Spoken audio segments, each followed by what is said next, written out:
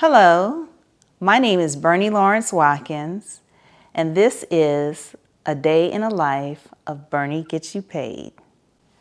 When I wake up in the morning, which is usually around 4:30, I spend at least 15 to 20 minutes praying for people that I love, praying for my family, and I ask God to cover me throughout the day and thank Him for waking me up in the morning.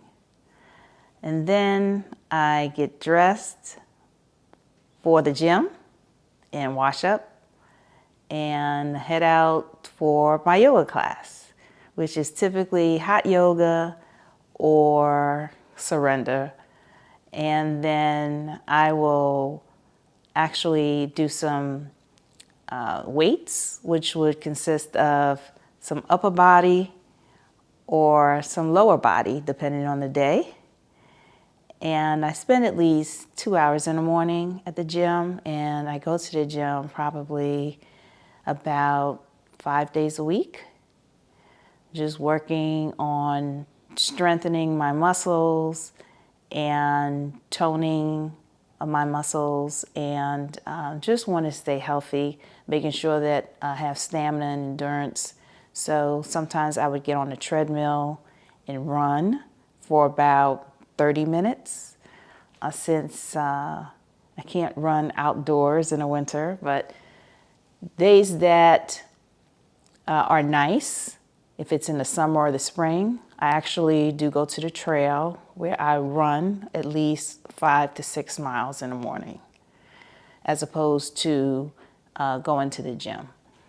I think it's really important to start my day on a health journey because it helps clear my mind. It helps me with my thoughts. Any cloggy thoughts that I have, they usually clear up when I am working out. And it puts me in a good mood. I may also go in the sauna or the steam room for about 15 to 20 minutes. And once I'm done at the gym, then I'll head home, shower, and then get dressed. And then I will make myself something to eat, which is usually oatmeal, or I love stir-fried vegetables, and I'll make that. Or sometimes I'll eat just raw vegetables. I think eating vegetables really helps with your thought, and that helps with keeping a clear mind as well. And it also helps with keeping a clear skin. I try to stay away from drinking juices, so I drink a lot of water. And by the time I'm done, it's usually around 11:30, close to 12 o'clock, and then I head over to my office, and then I'm ready for my first meeting, which starts at 1. So I generally don't start my work day until 1 o'clock in terms of scheduled meetings.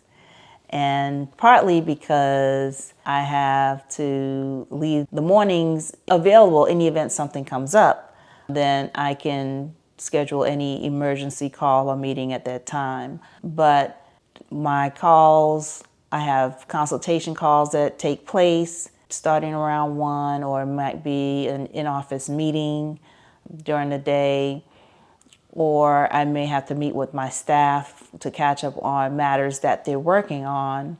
And then also, if there are any deals that I need to talk to anyone about, to go through those points or find out what is going on with some of my clients, any issues will be handled during the hours of 1 to generally 7 p.m.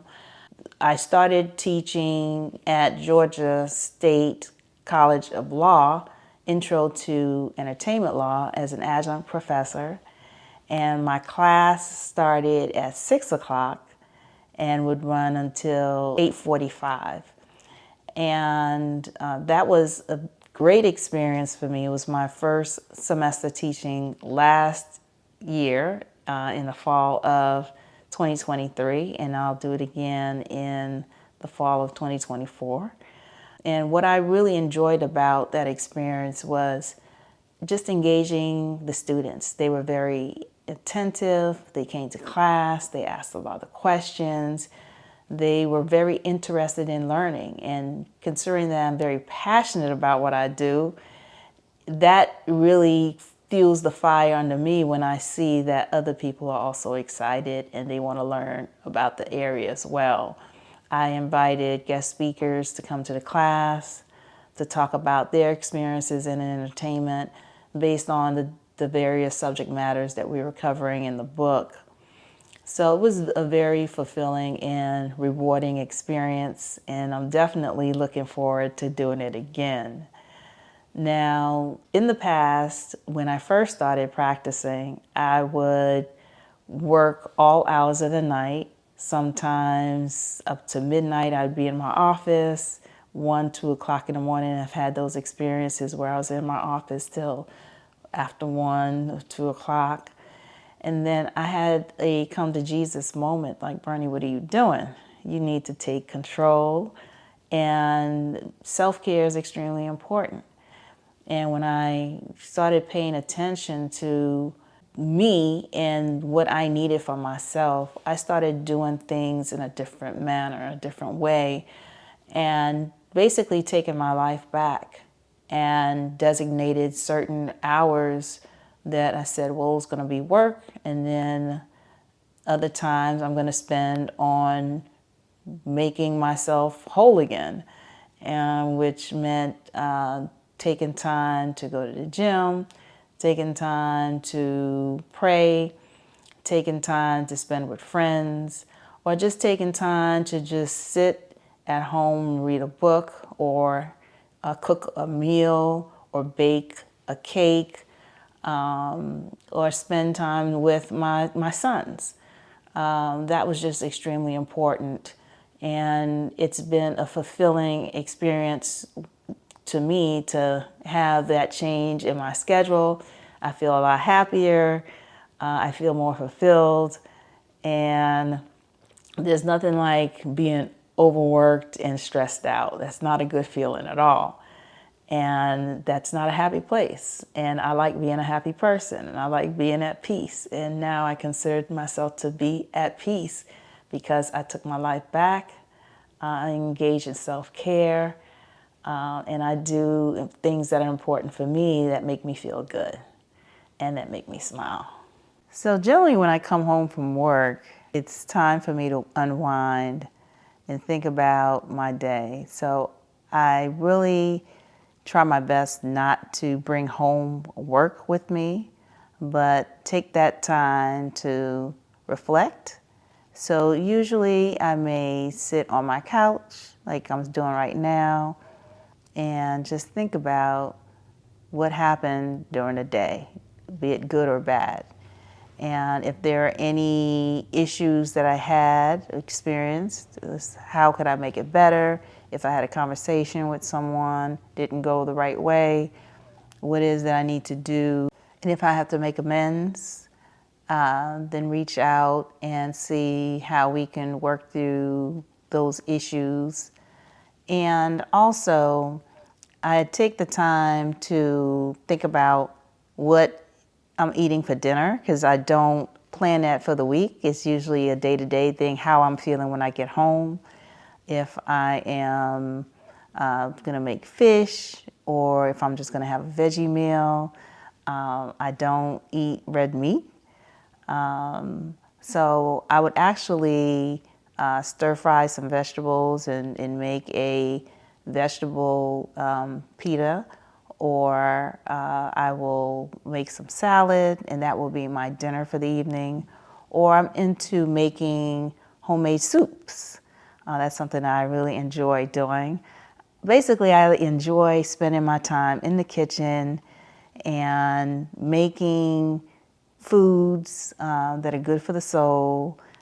And that just really makes me feel good. I'll also spend some time making juices for the week. I love to make my green juices. I will do everything separately. So I'll make the green juices usually takes 2 bottles. And then I'll make my apple juice, and then I'll cut up my pineapple and make my pineapple juice, and then I will juice my ginger, and then make the blends for the week based on what I feel like drinking. I also will call my sons and just to find out how their day has been. You know, with my son in college, it's always important for me to stay connected to him to find out how he's doing, whether or not his head is in the right space, if he has any questions, any concerns. I just want him to know that I'm always there for him. And my oldest son, we work together. So it's a pleasure just having him in the office with me, and then I'll invite him over for dinner and just basically have some conversations about what's going on in his life, any concerns he has. I just like to stay in touch and connected to what they have going on, any discussions that they want to have, any questions that they have. I just want to be that mom that they can lean on and just have an ear available to them just to hear them out. Even if they may not be looking for advice, just someone who they can just talk to, and I'm just here to listen. My sons and I are extremely close, and they are a huge part of my inspiration for what I do on a daily basis, and I want them to know that. And it's important for me to know that they are well at all points, and that they know that I'm available to them regardless of what I have going on professionally, that personally, that they come first.